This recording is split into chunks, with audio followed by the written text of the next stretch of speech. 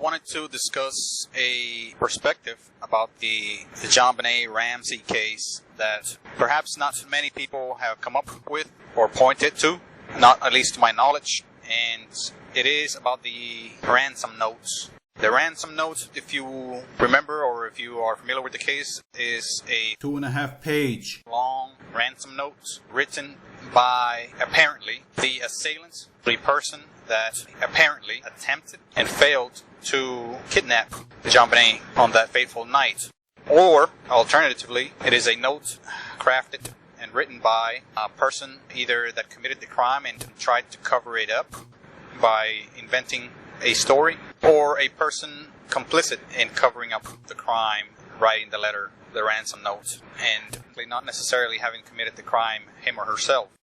But the note, just want to focus on one detail today, and it is when the note says, Mr. Ramsey, which is John Ramsey. As you know, the note is basically written to him, and it warns Mr. Ramsey not to take any chances. This is paraphrased, not to take any chances with calling the police before getting the money that the assailants or apparent assailants demanded. $118,000. Delivering that money. And basically the note warns not to even try to talk to anyone. Specifically the police. Not to talk to anyone on the street. Even, as they put it, not to talk to a stray dog. And he stood a 99% chance of killing his daughter if he tried any of these things, namely trying to talk to anyone, alert the police, call the police, or wear any kind of recording device or electronic device. They warned that he would be scanned for such devices, and warned him that he stood a 99% chance of killing his daughter if he tried any of these things. And I want to focus on that 99% because they also mentioned that he stands a 100% chance of getting his daughter back if he complied with every step, every demand listed on the note. And I find it quite curious that they gave Mr. Ramsey a 99% chance of killing his daughter if he did not follow one or more of their demands or directions. Why the 99%? Why leave that 1%? Why not say 100%? Why leave any doubt that they are completely under control of the situation? Why leave any doubt that they are completely aware of all of his movements as they claim that they are? Yet they leave this 1%, basically get out of jail free card, a 1% chance of getting away with calling the police, of getting away undetected, not getting the money, not getting the whole amount, being late, or talking to someone. He stands, as they implied, he stood 1% chance of actually getting away with anything he wanted and alert the police while he was getting the money and present the money to them or bring the money and then basically having the police set up a trap.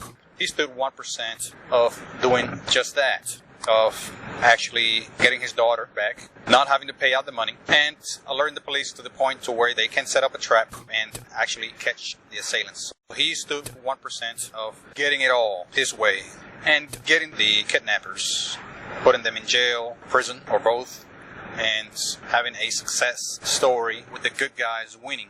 So why would hardened, cold-blooded, ready to kill criminal with the skill, patience, experience, guts, malignant behavior, evilness, the boldness, the daring attitude that's required, having all that, why would a person like that that's ready to basically die for $118,000, why would that person leave a 1% chance of losing it all, including their life, including the much wanted money that they so much wanted? Why would a person leave that 1% open for their victim, which is the Ramsey family, to exploit in that letter? Why leave a doubt, as small as it may be, 1%? Why put a seed of doubt in their mind that they may get away with doing what they want to do, doing what they should do, calling the police, thwarting the whole thing, messing up the whole situation, the whole operation for them? That didn't make much sense.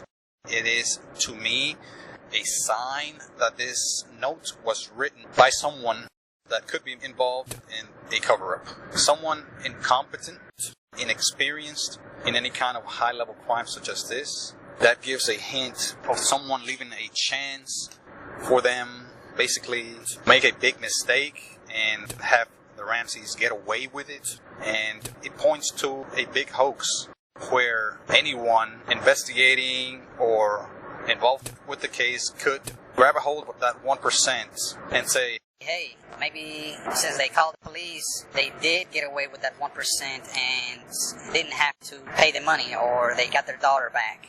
Here it is, everything's good to go. Because as we know, Jonbenet was ultimately killed.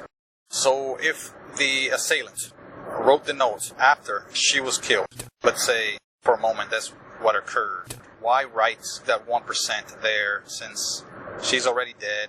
They knew it. So why not put it 100% since they knew that he would eventually make at least one mistake from that list of highly unlikely to comply with demands?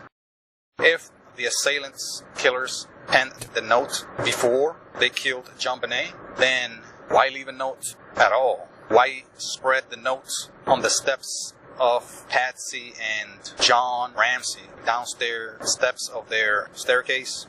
Why leave the notes there and leave more evidence as they were escaping, as they clearly must have done, if in fact it was outsiders that killed Jonbenet?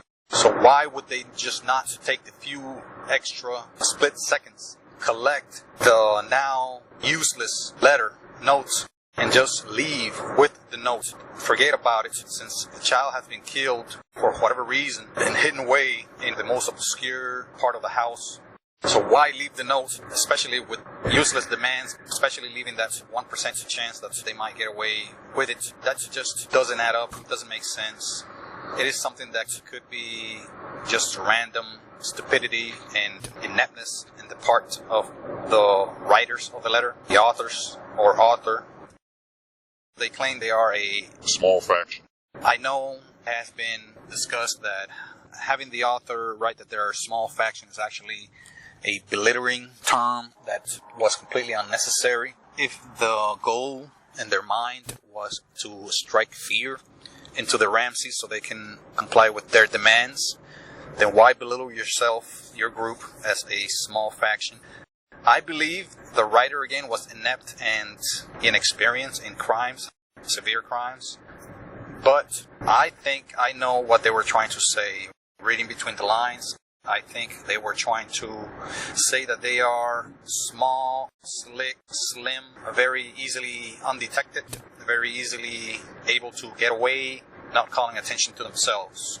So that right there kind of also could put fear into someone or make someone think twice about messing with such faction, because they are, again, easily undetected, as opposed to saying that they are a large group or very numerous group which can easily be detected. I mean, it could go either way. Depending, if you're a large group, you can also evade detection by blending into the population. But I think that's really what they meant by that.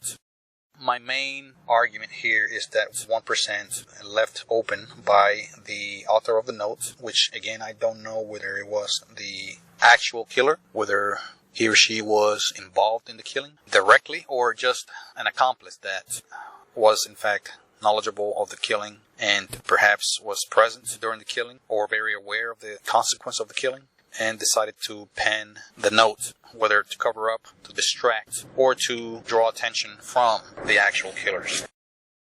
I wanted to also bring up another point of view about the note and having the Ramseys considered suspects. And I don't have an opinion just yet as far as the Ramseys go, whether they are, in my mind, guilty or likely to be guilty.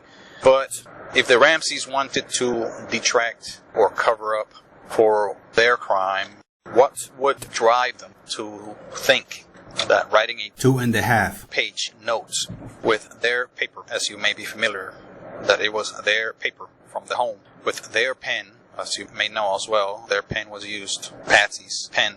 What would they do that and lay this note there for the police to find and use as evidence against them? Since it's in my mind, or basically in the mind of the police, I would think it would be very unlikely for a assailant, statistically speaking, I believe. This is speculation.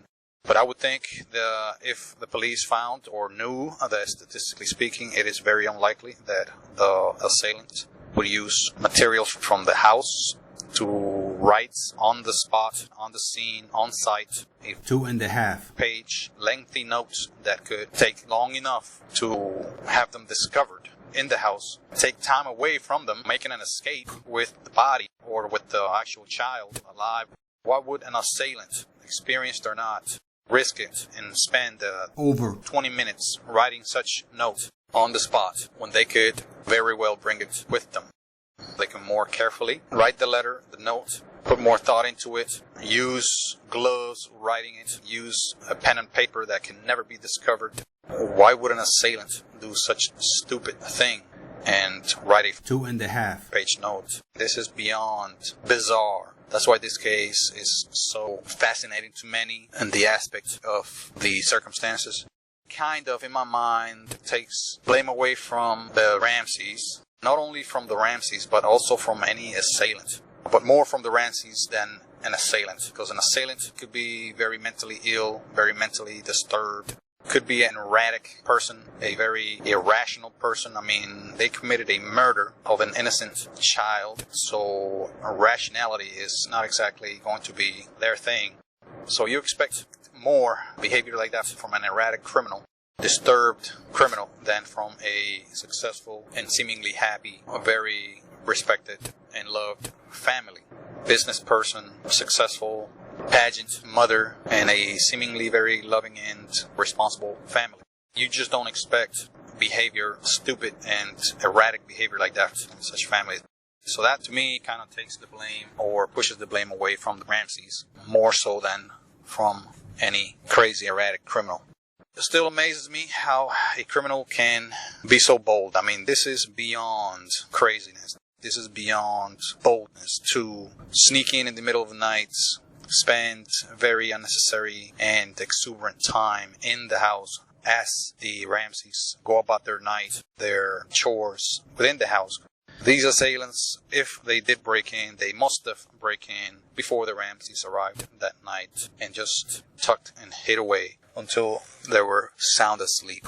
It had to have been the case that they broke into the house. I say they, but it may have been one person broke into the house before the Ramseys came in, because it is just beyond risk, beyond craziness and bizarreness for an assailant to attempt to break in on the quietest time of the whole day, which is during the middle of the night, and attempt to break into a house and do everything they need to do undetected. Do everything they planned to do undetected. I mean, this is beyond bizarre. This is something that's on the level of inexplicability beyond belief.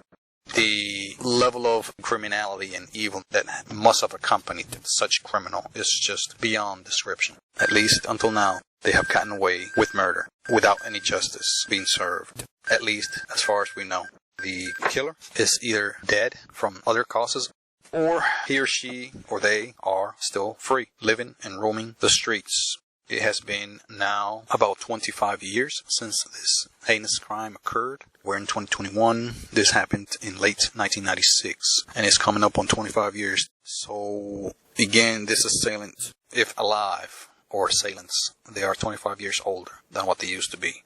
Is the case of the century as far as bizarreness goes. And I urge you to follow it and learn about it if you are interested in a very, very bizarre case and unexplicable case. This case is beyond explanation. But I will keep putting pieces together as best I can, as many others have, and we'll keep you updated. Thank you very much. See you next episode. Thank you for listening to this podcast. Please look for the next episode soon, and please ensure to share this with your friends and family. And please like this content and subscribe as a sign of support and for me to continue to provide this type of content to more people like you.